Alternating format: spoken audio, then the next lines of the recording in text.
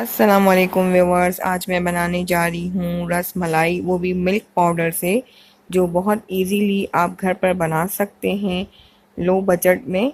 और ईद आने वाली है तो उसमें आप लोग ज़रूर ट्राई कीजिएगा। इसके साथ मैं आपको कुछ टिप्स दूंगी तो आप उनको ज़रूर फॉलो कीजिएगा और वीडियो को एंड तक ज़रूर देखें, तो आपकी रस मलाई भी बिल्कुल परफेक्ट और यमी बनेगी। तो आइए व्यूवर्स स्टार्ट करते हैं और देखते हैं कि रस मलाई बनाने के लिए हमें किन इंग्रेडिएंट्स की ज़रूरत होगी। बिस्मिल्लाहिर्रहमानिर्रहीम। यहाँ पर मैंने 1 कप मिल्क पाउडर लिया है और 1/3 कप शुगर ली है। एक अंडा हमें चाहिए रूम टेम्परेचर पे फेंटा हुआ, फ्रिज का नहीं होना चाहिए। 1 टीस्पून सूजी, 1 टेबलस्पून ऑयल, 1/4 टीस्पून इलायची पाउडर और 1 टीस्पून बेकिंग पाउडर और मैदा। यहाँ पर मैंने 1.5 लीटर फुल फैट मिल्क लिया है और इसको बॉईल करने के लिए रख दिया था। ये बॉईल हो गया है, इसमें मलाई ऊपर आ गई है। इसको मिक्स कर लेंगे और इसमें मैं 1/4 टीस्पून इलायची पाउडर ऐड कर दूंगी। आप इलायची के दाने भी ऐड कर सकते हैं। और 1/3 कप मैंने शुगर ऐड की है। आप अपने टेस्ट के अकॉर्डिंग कम या ज़्यादा कर सकते हैं, लेकिन ये बिल्कुल परफेक्ट क्वांटिटी है। तो इसको मिक्स कर लेंगे और इसको पकने के लिए रखेंगे जब तक हम बॉल्स रेडी करेंगे।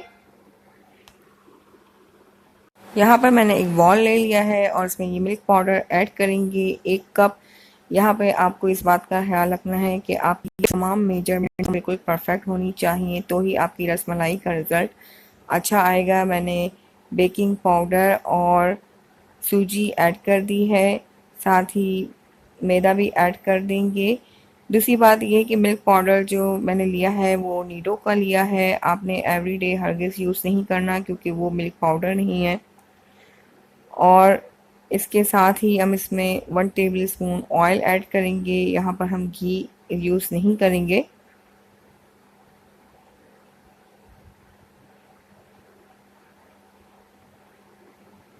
और इसको मिक्स करते जाएंगे।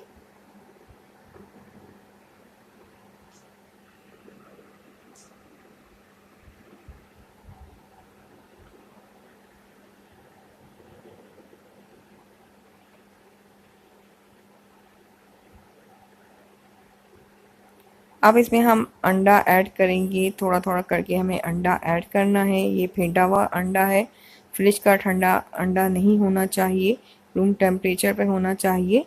और इसे थोड़ा थोड़ा करके ऐड करेंगे और इसे मिक्स करते जाएंगे। एक साथ आपने अंडा नहीं डालना है, जितने अंडे की ज़रूरत होगी उतना इसमें ऐड करेंगे।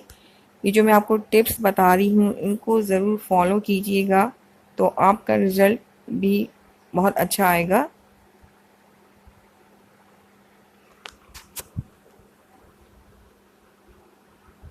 इसे अब मैं हाथों की मदद से मिक्स कर रही हूँ, तो मुझे ज़्यादा अच्छा पता चलेगा कि इसमें कितने अंडे की ज़रूरत होगी।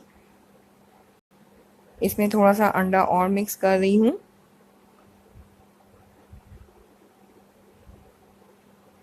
और इसे मिक्स करते जाएंगे, जिससे हम आटा मिक्स करते हैं चपातियों के लिए, सेम उसी तरह से हमें करना है। लेकिन हमें इस बात का ख्याल रखना है कि ये डो ना ज़्यादा सॉफ्ट हो और ना ज़्यादा हार्ड, नॉर्मल डो हमें बनानी है। और इसमें पानी वगैरह का इस्तेमाल बिल्कुल भी नहीं करना है। अगर आपकी डो इस अंडे से नहीं हो रही तो आप पूरा अंडा इसमें ऐड कर सकते हैं। मेरा यहाँ पर पूरा अंडा यूज़ नहीं हुआ है, 1 टेबलस्पून के करीब बच गया है। अगर आप लोगों को ज़रूरत महसूस हो तो आप पूरा अंडा इसमें ऐड कर सकते हैं मिक्स करने के लिए। और इसे अब अच्छे से हमें गूंथते रहना है जब तक ये बिल्कुल स्मूथ डो ना बन जाए और इसमें क्रैक्स वगैरह बिल्कुल भी नहीं होने चाहिए। तो ये देखिए बिल्कुल स्मूथ सी डो बन रही है, इसको मैं कंटिन्यूस गूंथ रही हूँ। अब इसकी हम बॉल्स बनाएंगे। जिस साइज़ की और जिस शेप की आप लोग चाहें बॉल्स बना सकते हैं। मैं ये नॉर्मल साइज़ की बना रही हूँ। और सबसे मोस्ट इम्पॉर्टेंट बात जो है वो यहाँ पर आपने ध्यान देनी है कि जैसे ही आपने एक बॉल बनाई उसको आपने फ़ौरन से दूध में डालना है।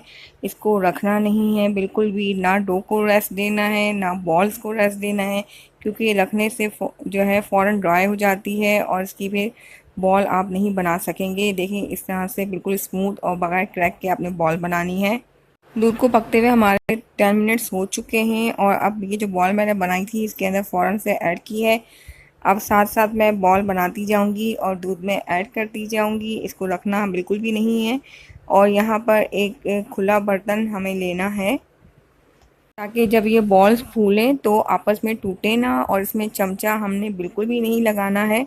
ये देखिए मैं एक एक बॉल बना रही हूँ और इसमें ऐड करती जा रही हूँ। फ्लेम आपने मीडियम टू लो रखनी है। यहाँ पर मैंने सारी बॉल्स ऐड कर दी हैं। मेरी तकरीबन 12 बॉल्स बनी हैं और अभी इसकी एक निशानी ये है कि ये येलो नज़र आ रही हैं। जब ये कुक हो जाएंगी तो ये आपको वाइट नज़र आएंगी। तो अब इसको मैंने कपड़े की मदद से हिला लिया है और इसको कवर करके 15 मिनट के लिए कुक करेंगे। 15 मिनट हो चुके हैं रसमलाई को पकते हुए और ये देखिए इसका कलर वाइट हो गया है, तो इसका मतलब है कि ये पक चुकी हैं और ये देखिए बिल्कुल परफेक्ट बनी है। अब इसमें मैं 2 ड्रॉप्स जो है वो केवड़ा एसेंस के ऐड कर दूंगी और अगर आपके पास है तो ऐड कर दें वरना स्किप कर दें और फ्लेम को हम ऑफ कर देंगे। इसको डिश आउट करेंगे। रसमलाई को मैंने डिश आउट कर लिया है और इसे अब बादाम और पिस्तों के साथ हम गार्निश कर लेंगे